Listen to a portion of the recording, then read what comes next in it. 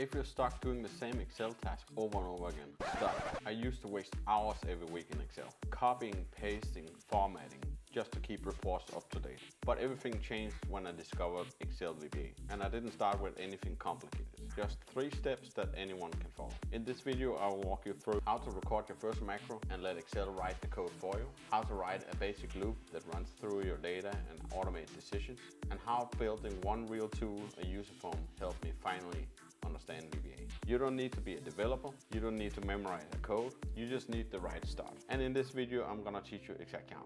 Let's get started. Alright, we are now in a blank sheet and let's start recording our first macro.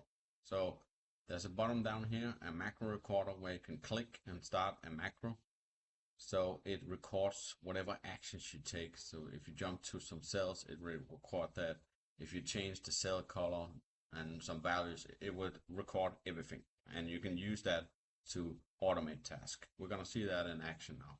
Click here and we can give it a name. Let's call that header.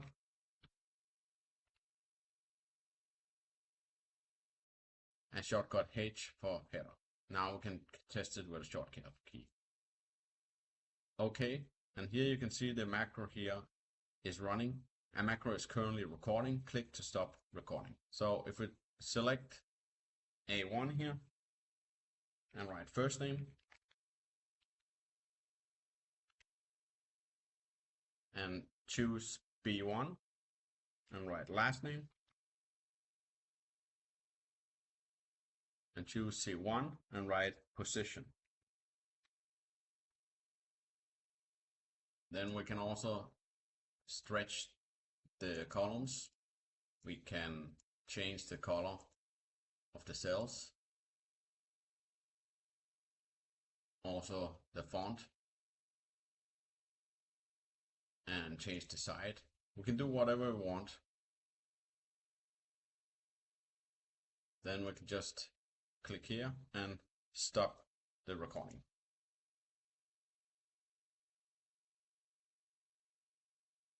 Now when we go to Visual Basic, all F11, there's a module here we just recorded.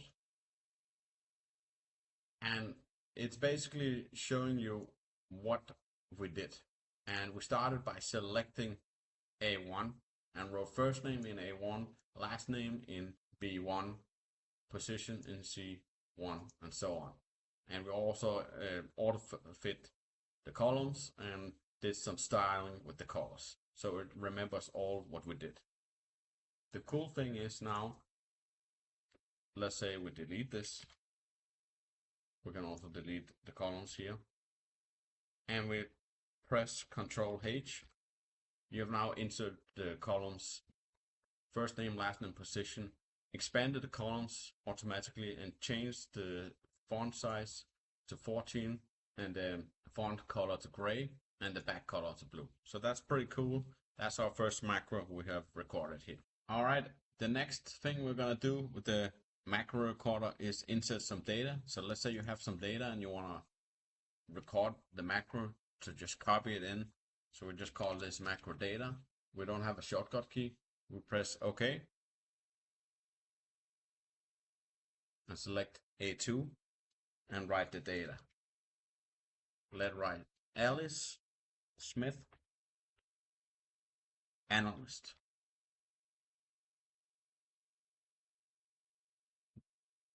And Bob Jones, manager.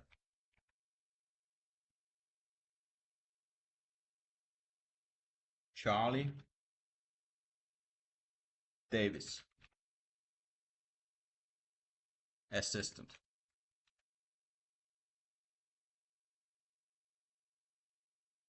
Stop the recording. And now when we go in, you see here a new subdata module is inserted. So let's test this for now. We go to developer and you can just go to macros and choose data. That's the recorder we just did, and it insert the data. Let's do one more macro and then let's move on. Let's just make a border around this data set. Make it simple because the idea is also for you to play around with it and learn. So we started. We'll call that border and click OK. Highlight everything. And let's just pick this one. Stop the macro. And now you can see a new module has been inserted called border. And let's just test everything by deleting everything. We go to Visual Basic, click macros, choose header, run, go to macros again, click data, run, and then the last one, border. So that's how you can automate a task using VBA. You can also have some buttons where you attach the macros. In fact, let's just do that. So we can insert a shape here. We can just call it start.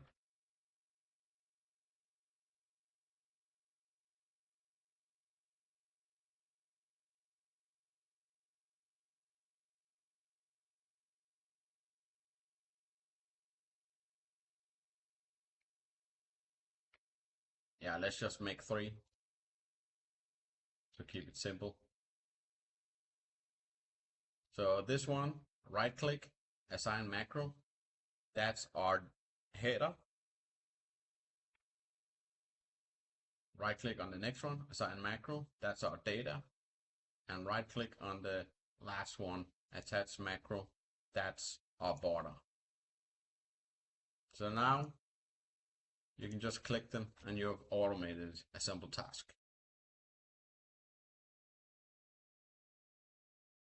All right, the next thing we're going to do is use this data set to write a for loop using I to run through row 2 to the last row. And we're going to combine column A with a space and a column B. So basically a full name with a space in between. This is very simple to do manually, but once you learn to do a loop, you can do it with other things too. And that's where you start automating very good things. Alt F11, go to Visual Basic, insert module.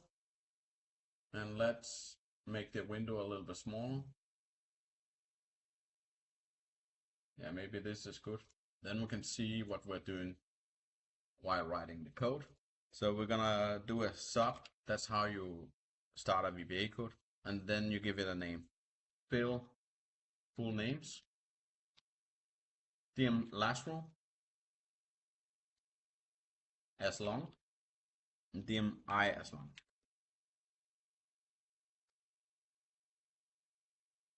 Then we're gonna set the lastRow equal cells rows count comma 1.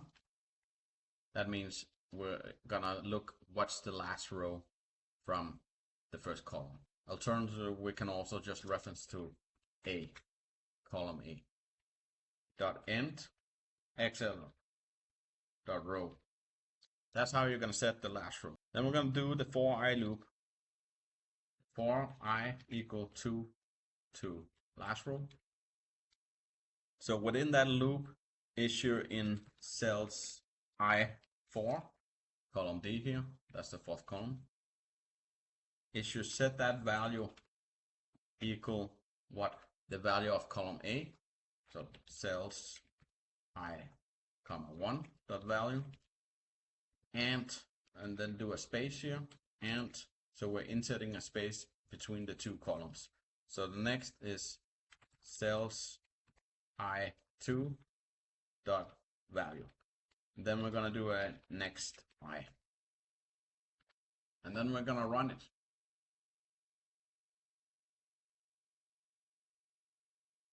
And here we have it.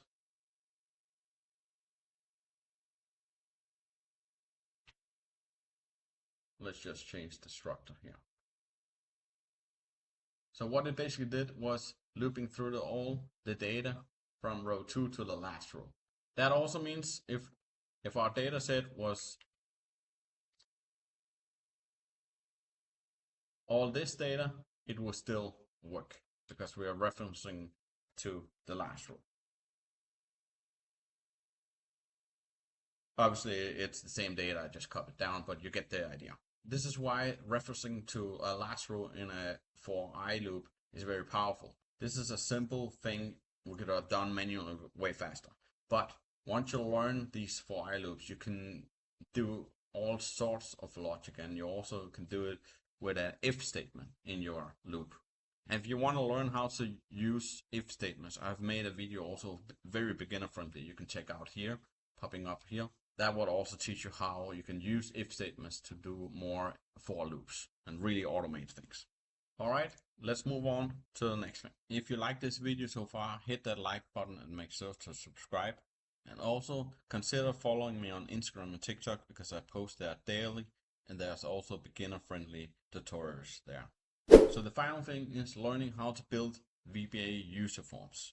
User forms is a great tool to manage data and get better data input. And since data input is so crucial that it's correct and you can use it, then a VBA user form captures that perfectly, because you can set up a user form so it controls the data input, meaning the user cannot make any mistakes, misspellings, and write 10 different things from the same thing. You can all control it with a VBA user form. Visual Basic or all F11, and then you're gonna insert a user form here.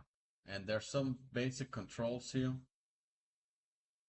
There's a text box you can insert here. There's a combo box where you can attach it with some drop downs. You can change the control size here, so maybe this needs to be 18 in height, and so on. You can also change the color of the user form, and you can see it here, run it here, and test it. There's no data in here because we haven't coded it yet. I don't want to go full in length with creating a user form, but instead what I want to do is link you to a step-by-step user form tutorial that have been watched for more than 2,000 people, and it's a very step-by-step tutorial for beginners. Go watch that step-by-step tutorial on how you can build your first user form, and then I will see you in the next video.